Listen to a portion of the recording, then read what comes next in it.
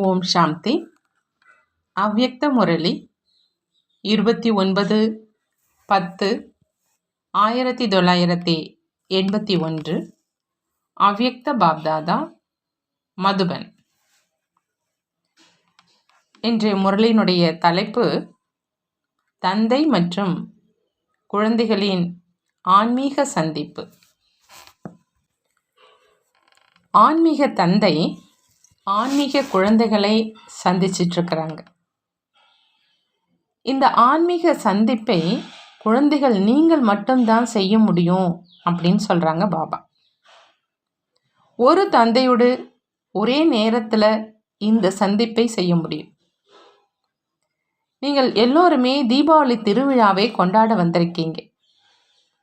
விழாவில் ஒன்று கொண்டாடுவது, இரண்டாவது ஒருவர் இன்னொருவரை சந்திப்பது, மூன்றாவது ஏதாவது பரிசு கொடுப்பது மற்றும் பெற்றுக்கொள்வது, மேலும் நான்காவது விளையாடுவது. நீங்கள் அனைவரும் கூட இந்த 4 விஷயங்களையுமே செஞ்சிருக்கீங்க. பாபா சொல்கிறாங்க, சந்திப்பு விழாவில் வந்திருக்கீங்க, ஆனால் கொண்டாடுவது அப்படின்னா எப்பொழுதும் அழியாத உற்சாகம் நிரம்பிய, ஊக்கம் நிரம்பிய வாழ்க்கையில் எப்பொழுதும் இருக்கணுங்கிற திட எண்ணம் வைக்கிறது, இதுதான் கொண்டாடுவதுங்கிறாங்க பாபா. இந்த ஆன்மீக சந்திப்பு விழாவை கொண்டாடுவது அழியாத உற்சவத்தை கொண்டாடுவது. ஓரிரு நாட்களுக்காக மட்டும் கிடையாது. ஆனால் சங்கமயுகமே எப்பொழுதும் உற்சாகம், அதை அதிகரிப்பது. அப்படி தீபாவளி கடந்து சென்று விடலை, ஆனால் தீப ஒளி வீசிட்டு இருக்குது. நிரந்தரமாக புது வருடம் வந்திருக்குது. ஒவ்வொரு நேரமும் உங்களை பொறுத்த அளவில் புதியது. எப்படி புது வருடத்தில் அதே நாளில் விசேஷமாக புது புது ஆடைகள், புது புது அலங்காரம், புது புது ஊக்கம் மற்றும் விசேஷ குஷிக்கான நாள் அப்படின்னு புரிஞ்சு அனைவருக்கும் வாழ்த்துக்கள் தெரிவிக்கிறாங்க, இனிப்பு வழங்குறாங்க. அதே மாதிரி ஆன்மீக குழந்தைகள் உங்களை பொறுத்த அளவில் சங்கமிகத்தினுடைய ஒவ்வொரு நாளும் அனைவருக்கும் வாழ்த்துக்கள் தெரிவிப்பதற்கான மற்றும் அனைவருக்கும் எப்பொழுதும் இனிப்பு வழங்குவதற்கான நாள். அந்த மாதிரி எப்பொழுதும் உற்சாகத்தில் இருங்கங்கிறாங்க பாபா. மேலும் மற்றவங்களுக்கும் உற்சாகம் கொடுங்க. எப்பொழுதுமே வாயில் இனிமையான வார்த்தைகள் வருவது, இதுதான் இனிப்பு வழங்குவது. மேலும் மற்றவர்களுக்கும் இனிமையான வார்த்தைகள் மூலமாக இனிமையான தந்தையினுடைய நினைவூட்டுவது, சம்பந்தத்தில் கொண்டு வருவது, இதுதான் இனிப்பு வழங்குவதுன்னு பாபா சொல்கிறாங்க. அப்படி எப்பொழுதுமே வாய் இனித்து கொண்டு இருக்குதா? இனிமையான வார்த்தை அப்படிங்கிற இனிப்பு எப்பொழுதுமே உங்கள் வாயில் இருக்குது மற்றும் எப்பொழுதும் மற்றவர்களுக்கும் அருந்த கொடுத்து கொண்டே இருக்கிறீங்க. ஒவ்வொரு நாளும் உயர்ந்த நிலை, அதாவது ஒவ்வொரு நாளும் தன்னுள்ள புதுமையை தாரணை செஞ்சுக்கிட்டே இருக்கிறீங்க. ஒரு வினாடி போயிடுச்சு, மேலும் புதிய நிலை. ஒரு வினாடிக்கு முன்பு என்ன நிலையாக இருந்ததோ அது 2வது வினாடியில் முன்னேறும் கலையினுடைய அனுபவத்தின் காரணத்தினால எப்பொழுதுமே உயர்ந்ததா மற்றும் புதியதாக இருக்குது. அப்படிப்பட்ட நிலையை தாரணை செய்வது அப்படின்னா புதிய ஆடையை அணிவது அப்படிங்கிறாங்க பாபா. சத்தியுகத்திலோ ஸ்தூலமாக எப்பொழுதுமே புதிய ஆடை அணிவீங்க. உலக மகாராஜா மற்றும் ராஜ குடும்பத்தை சேர்ந்தவங்க அணிந்த ஆடையை அணிய மாட்டீங்க. இந்த சமஸ்காரத்தை ராஜ்ய அதிகாரி ஆத்மாக்கள் இங்கேயே நிரப்பணும். ஒவ்வொரு நேரத்தினுடைய புதிய நிலை மற்றும் ஒவ்வொரு நேரம் பாப்தாதா மூலமா, ஞானம் யோகா மூலமா புதிய அலங்காரம் ஆகிட்டு இருக்குது. எப்படி மிக அதிக செல்வமுடையவங்க எப்பொழுதுமே புது புது அலங்காரம் செய்வாங்க. அப்படி அனைவரையும் விட உயர்ந்த சம்பன்னமான தந்தை, உயர்ந்த சம்பன்ன குழந்தைகள் உங்களுக்கு தினசரி புதிய அலங்காரம் செய்கிறாங்க இல்லையா? அப்படி தினசரி புதிய வருடம் ஆனது இல்லையா? புதிய ஆடை, புதிய அலங்காரம், புதிய உற்சவம், அதாவது உற்சாகம்.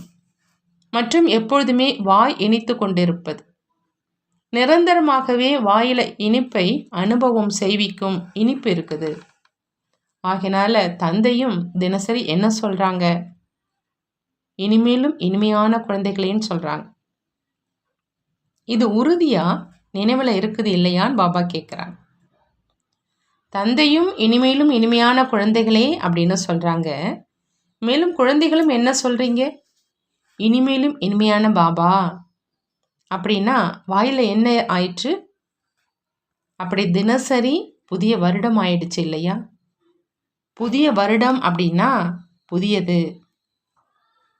என்ன புதிய நேரம் ஆயிட்டது? அப்படி இந்த விதமாக கொண்டாடினீங்களா அப்படின்னு பாப்பா கேட்குறாங்க. அல்லது உற்சவம் சென்று விட்டது, கூடவே உற்சாகம் சென்று விட்டதான்னு கேட்குறாங்க. அப்படி அற்ப காலத்துக்கு கொண்டாடலையே. இங்க ஆன்மீக மேளா அப்படின்னா அழியாத மேளா. இன்னொரு விஷயம் கொண்டாடுவதின் கூடவே சந்திப்பது. அப்படி ஆன்மீக சந்திப்பு செய்வது அப்படின்னா தந்தைக்கு சமமாக ஆகிறது. இது ஸ்தூலமான சந்திப்பு கிடையாது. ஆனால் குணங்களால் சந்திப்பது, சமஸ்காரங்களால் சந்திப்பது. சந்திப்பது அப்படின்னா சமம் ஆகிறது. ஆகவேதான் சேர்க்கையினுடைய பிரபாவம் இருக்குது அப்படிங்கிற மகிமை பாடுறாங்க. அந்த மாதிரி ஆன்மீக சந்திப்பை செஞ்சீங்களா அப்படின்னு பாபா கேட்குறாங்க. அல்லது ஒவ்வொருவருக்கும் கை கொடுத்தீங்க, மேலும் கட்டி அணைச்சிங்க என்பது மட்டும்தானா? குணங்களுடைய சந்திப்பு மற்றும் சமஸ்காரங்களுடைய சந்திப்பு இது நிரந்தரமானது தான் இல்லையா? தினசரி சந்திப்பை கொண்டாடுவது. அப்படி மேலாவில் வந்திருக்கீங்க அப்படின்னா அந்த மாதிரி சந்திப்பை செஞ்சிருக்கீங்களா அப்படின்னு கேட்குறாங்க பாபா. மூன்றாவது விஷயம் வாங்குவது மற்றும் கொடுப்பது. உலகியல் முறையில் கூட ஏதாவது திருவிழாவுக்கு செல்றீங்க அப்படின்னா பணம் கொடுப்பீங்க, ஏதாவது பொருளை வாங்குவீங்க, அவசியம் ஏதாவது வாங்குவாங்க. மேலும் அந்த பொருளை பெறுவதற்கு முன்பு கொடுப்பதோ இருக்கவே இருக்குது. அப்படி எப்பொழுதுமே எடுக்கிறீங்களான்னு பாபா கேட்குறாங்க. ஒவ்வொருவரிலும் கூட எப்பொழுதும் ஒவ்வொருவருடைய விசேஷம் மற்றும் குணங்களை எடுக்கத்தான் செய்கிறீங்க. எப்பொழுதுமே எடுக்கிறீங்க தான் இல்லையா? எப்பொழுது எடுக்கிறீங்க அப்படின்னா தனக்குள்ள தாரணை செய்கிறீங்க. அப்படி எப்பொழுது விசேஷத்தை தாரணை செஞ்சீங்க அப்படின்னா அதற்கு பதிலாக சாதாரண நிலை இயல்பாகவே அகன்றிடுது. குணத்தை தாரணை செய்கிறீங்க அப்படின்னா அந்த குணத்தை தாரணை செய்கிறதுனால என்ன பலகீனம் இருந்ததோ அது தானாகவே அகன்றிடுது. அப்படி இதுதான் கொடுப்பது ஆனது. அப்படி குஜராத்தை சேர்ந்தவங்க எடுத்தாங்களா மற்றும் கொடுத்தாங்களான்னு கேட்குறாங்க பாபா. கொடுப்பது மற்றும் பெறுவதை செய்தீங்களா? இந்த கொடுப்பது மற்றும் எடுப்பது ஒவ்வொரு நேரமும் நடந்துக்கிட்டே இருக்குது, மேலும் நடந்துக்கிட்டே இருக்கும். ஒவ்வொரு வினாடியும் எடுக்கிறீங்க மற்றும் கொடுக்குறீங்க. ஏன்னா எடுப்பதுனால கொடுப்பதும் அதனோடு சேர்ந்து இருக்குது. அப்படி கொடுப்பதிலும் பரந்த மனமுடையவர்களாக இருக்கீங்களா அல்லது கஞ்சனாக இருக்கீங்களா அப்படிங்கிறாங்க பாபா. பரந்த மனமுடையவங்க தான் இல்லையா? மேலும் கொடுப்பது கூட என்ன கொடுக்குறீங்க? எதனால் கஷ்டப்பட்டு கொண்டு இருக்கீங்களோ அதைத்தான் கொடுக்குறீங்க. எப்பொழுது அனைத்து குழந்தைகளும் முற்றிலும் காலியாகி விடுறாங்களோ அப்பதான் தந்தை வராங்க. உடலினுடைய சக்தியும் கிடையாது, மனதினுடைய சக்தியும் இல்லை, பணம் செல்வத்தினுடைய சக்தியும் இல்லை. உடலினுடைய சக்தியில் காலியாகி இருக்கிறாங்க. இதனுடைய நினைவா சிவனுடைய ஊர்வலத்தை எப்படி காண்பிச்சிருக்கிறாங்க?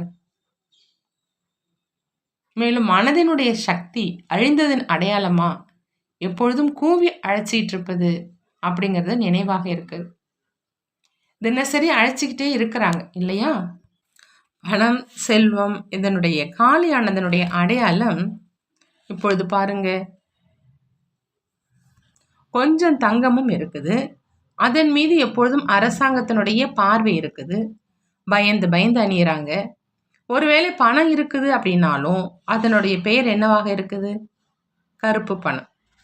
பெயரளவில் எவ்வளோ பெரிய செல்வந்தனோ அந்த அளவு 90% கருப்பு பணம் இருக்கும். அப்படி பெயரளவில் பணம் இருந்ததா அல்லது உபயோகத்திற்கானதாக இருந்ததான்னு கேட்குறாங்க பாபா. அப்படி எப்போ அனைத்து தரப்பில் இருந்தும் காலியாகிடுறீங்களோ, குசேலனுடைய காய்ந்த அவல் மட்டும் எப்பொழுது இருந்துடுதோ அப்போ தந்தை வரார். காய்ந்த அவல் சாப்பிட்றதுனால உடல் ஆரோக்கியத்துக்கு கெடுதல் ஆயிடும். அவல் மட்டும் கொடுக்குறீங்க, அதுவும் காய்ந்தது. மேலும் என்ன பெறுறீங்க? அனைத்து குணங்கள், அனைத்து சக்திகள், அனைத்து பொக்கிஷங்கள். 36 விதங்களையும் விட அதிக வகைகள் அப்படின்னா பெறுவது ஆனதா அல்லது கொடுப்பதாக ஆனதான்னு கேட்குறாங்க. காய்ந்த அவள் கூட மண் படைஞ்சதை கொண்டுட்டு வரீங்க. மண்ணினுடைய நினைவு தான் இருக்குது. இப்பொழுது மாறிட்டீங்க. ஆனால் எப்போ தந்தையிடம் வந்தீங்களோ அப்போ மண் பூசப்பட்டவராகத்தான் இருந்தீங்க. மண்ணை பார்க்கறது, மண்ணோடு விளையாடுவது மற்றும் வேறு என்ன செஞ்சீங்க? ஆனால் இப்போ ரத்தினங்களோடு விளையாடுறீங்க. அப்படி கொடுப்பது மற்றும் பெறுவது எப்பொழுதுமே இருந்து கொண்டே இருக்கும். கொடுப்பது கூட மண் நிரம்பிய காய்ந்த அவல். இருந்தும் சில குழந்தைகள் மிகுந்த முரண்டு செய்கிறாங்க. கொடுத்துட்டேன் அப்படின்னு இன்று சொல்வாங்க. ஆனால் குசேலர் மாதிரி அதை இடுப்பில் மறைச்சு வச்சிருப்பாங்க. தந்தையும் எடுக்க முடியும், ஆனால் கொடுப்பவருக்கு புண்ணிய கணக்கு உருவாகுமா? ஒருவேளை பிடுங்கி எடுத்து விடுகிறோம் அப்படின்னா கொடுத்து எடுப்பது அப்படிங்கிறதுல குறை ஏற்பட்டுடும். கொடுப்பது ஒன்று மற்றும் பெறுவது பல மடங்கு. அப்படி சுய இச்சை, அதாவது திட எண்ணத்தோடு ஒன்று கொடுப்பது, பல மடங்கு பெறுவது. ஆகையினால நீங்க தான் கொடுக்கணும். ஏன்னா கொடுப்பதில் தான் நன்மை இருக்கு. அப்படி கொடுப்பது பெறுவது என்றால் என்ன அப்படின்னு புரிஞ்சுக்கிட்டீங்களா அப்படின்னு கேட்குறாங்க. எப்போ அந்த மாதிரி கொண்டாடுவது, சந்திப்பது மற்றும் கொடுக்கல் வாங்கல் ஆயிடுது அப்படின்னா என்ன ஆகுது? எப்பொழுதும் தந்தையோடு குஷியோடு விளையாடுவது, எப்பொழுதுமே அதீந்திரிய சுகத்தின் ஊஞ்சல்ல ஆடுவது, அந்த மாதிரி மேலாவை சந்திப்பை கொண்டாடினீங்களான்னு கேட்குறாங்க. இந்த ஆன்மீக மேலாவை எப்பொழுதுமே கொண்டாடிக்கிட்டே இருங்க. மேலும் ஒவ்வொரு நாளுமே மேலாதான் அப்படிங்கிறாங்க பாபா. புரிந்ததான் கேட்குறாங்க. நல்லது. அந்த மாதிரி ஒவ்வொரு வினாடியும் மேலாவை கொண்டாடக்கூடிய, எப்பொழுதும் தன்னுடைய மற்றும் அனைவருடைய வாயை இனிப்பாக்கக்கூடிய, எப்பொழுதும் புதிய உற்சாகம் வைக்கக்கூடிய, அதாவது எப்பொழுதும் உற்சவத்தை கொண்டாடக்கூடிய, ஒவ்வொரு வினாடி முன்னேறும் கலையின் புதிய நிலை, அதாவது புதிய ஆடை அணிந்த, புதிய அலங்காரம் தரித்த, எப்பொழுதும் தந்தையுடன் குஷியில் விளையாடக்கூடிய, அந்த மாதிரி எப்பொழுதும் ஆன்மீக மேலாவை கொண்டாடக்கூடிய சிரேஷ்ட குழந்தைகளுக்கு பாப்தாதாவினுடைய அன்பு நினைவுகள் மற்றும் நமஸ்காரம் செய்கிறாங்க. நாமும் நம்மளுடைய பாப்தாதாவுக்கு அன்பு நினைவுகள் மற்றும் நமஸ்காரம் செய்வோம். தம்பதிகளோடு அவ்யக்த பாப்தாதா சந்திக்கிறாங்க. பாப்தாதா கேட்குறாங்க, தன்னுடைய விசேஷத்தை தெரிஞ்சிருக்கீங்களா? இந்த குரூப்பினுடைய விசேஷம் என்ன அப்படின்னு கேட்குறாங்க. இந்த குரூப் சந்நியாசி மகாத்மாக்களையும் தலைவணங்க வைக்கிறவங்க. சந்நியாசி அப்படின்னா இன்றைய நாட்களில் மகான் ஆத்மாக்கள். அப்படி இன்றைய நாட்களினுடைய மகாத்மாக்கள் அப்படின்னு சொல்லப்படுறவங்களுக்கும் தன்னுடைய வாழ்க்கை மூலமா அறிமுகம் கொடுக்கறவங்க நீங்க. இதே விசேஷத்தை எப்பொழுதும் நினைவில் வச்சுக்கிட்டே ஒவ்வொரு அடியையும் எடுத்து வச்சிங்க அப்படின்னா ஒவ்வொரு காரியமும் சரித்திரமாக ஆயிடும். எப்படி பிரம்மாவினுடைய ஒவ்வொரு காரியத்தையும் சரித்திரத்தின் ரூபத்தில் வர்ணனை செய்றீங்க இல்லையா? இங்கே மதுபனில் பிரம்ம பாபாவினுடைய சரித்திர பூமி அப்படின்னு புரிஞ்சு வரீங்க தான் இல்லையா? பிரம்ம பாபாவினுடைய ஒவ்வொரு காரியம் சரித்திரம் ஆயிடுச்சு. ஏன்னா உயர்ந்த காரியமாக இருந்தது. அந்த மாதிரி இந்த குரூப்பினுடைய விசேஷம் ஒவ்வொரு காரியத்தையும் சரித்திரத்துக்கு சமமாக ஆக்குறவங்க.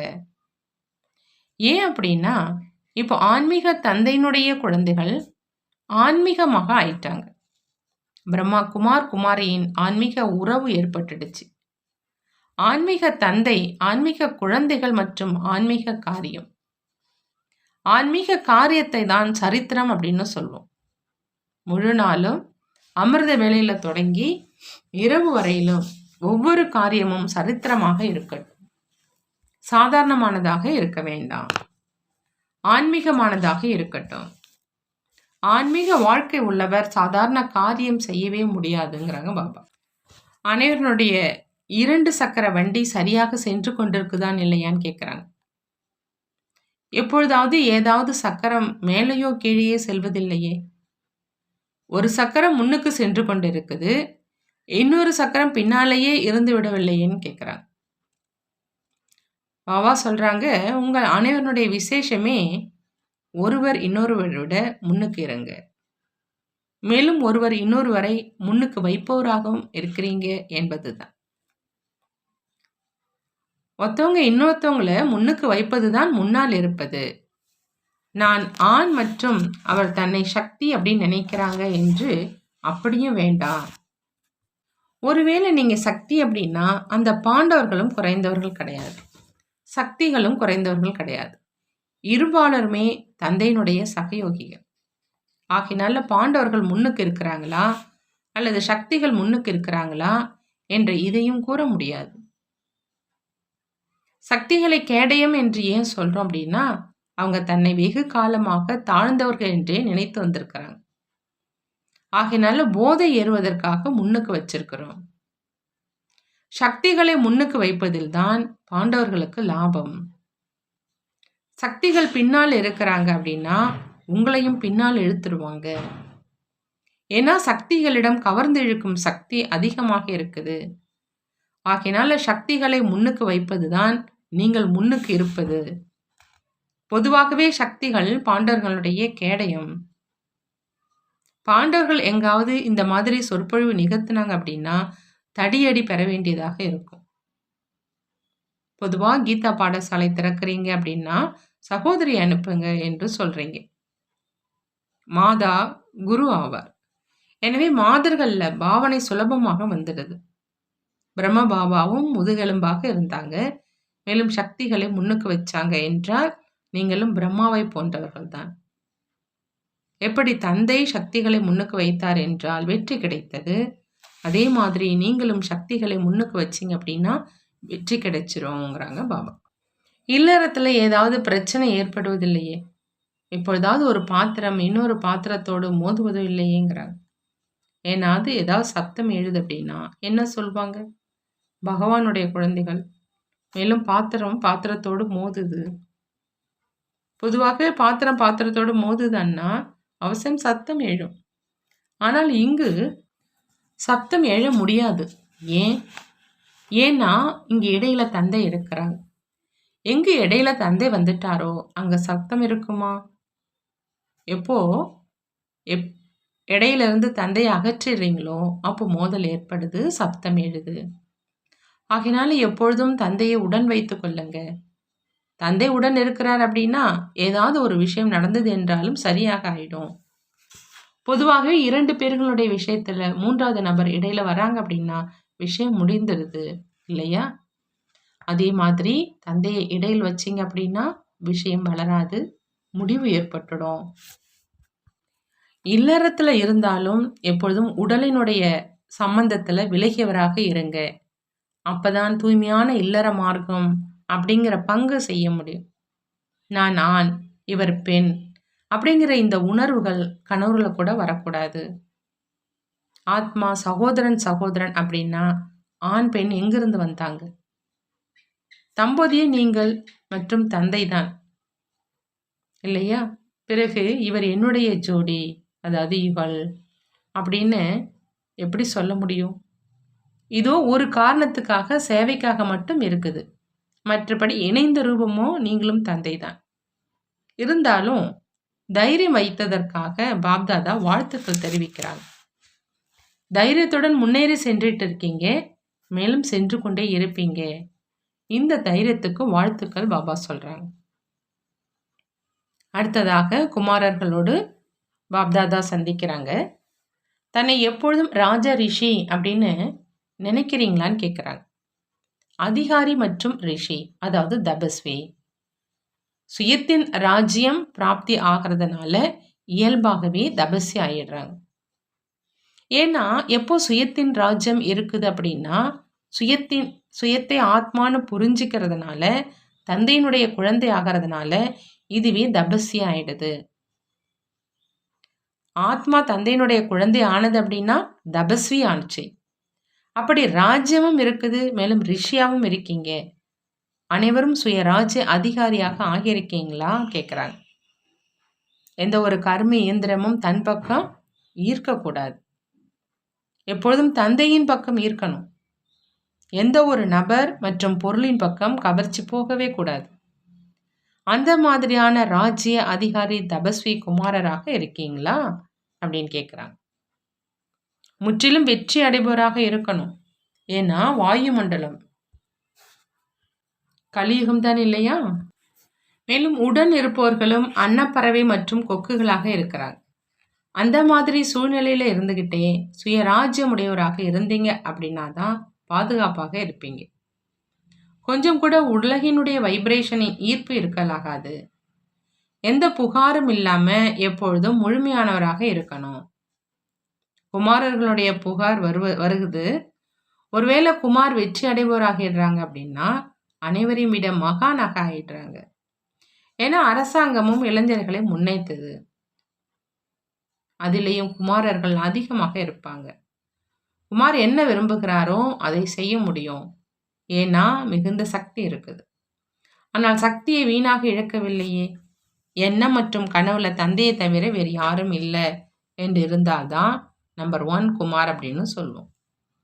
குமார் தடையற்றவராக ஆகிறார் அப்படின்னா அனைவரையும் தடையற்றவராக ஆக்க முடியும்.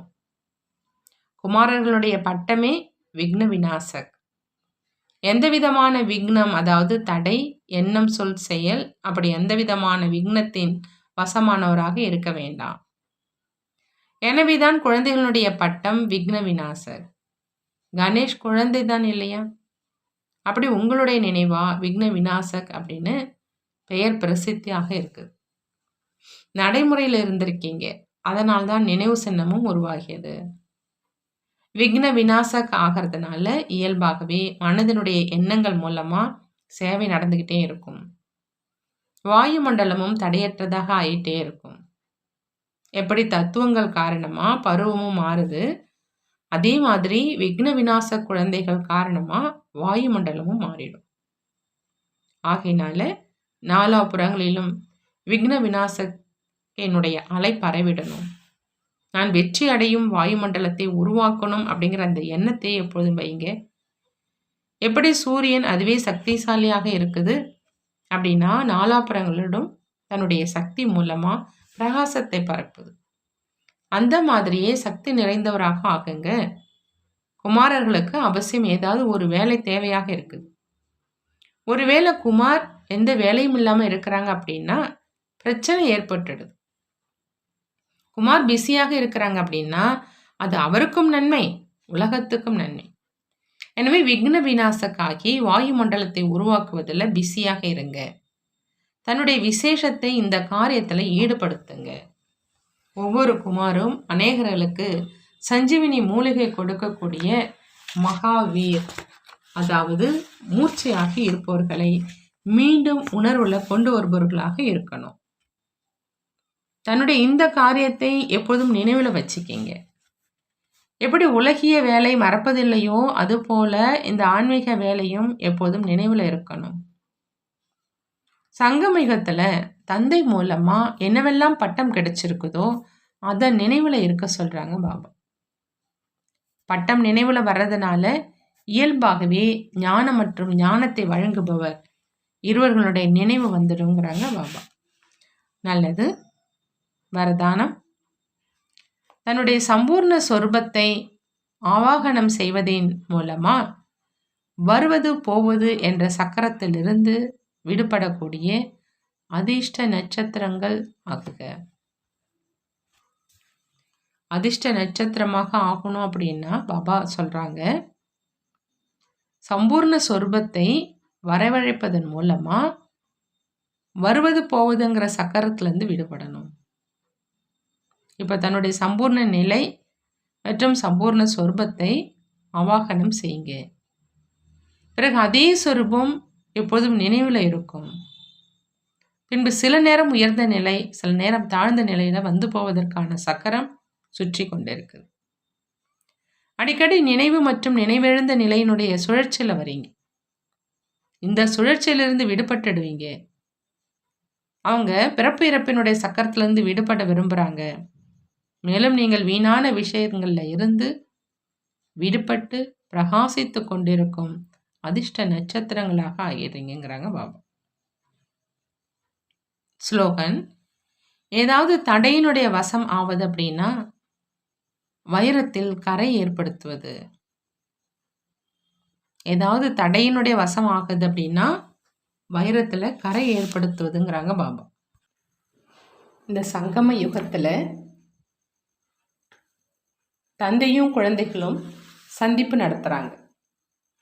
மேலா, ஆன்மீக மேலா அப்படின்னா அழியாத மேலா.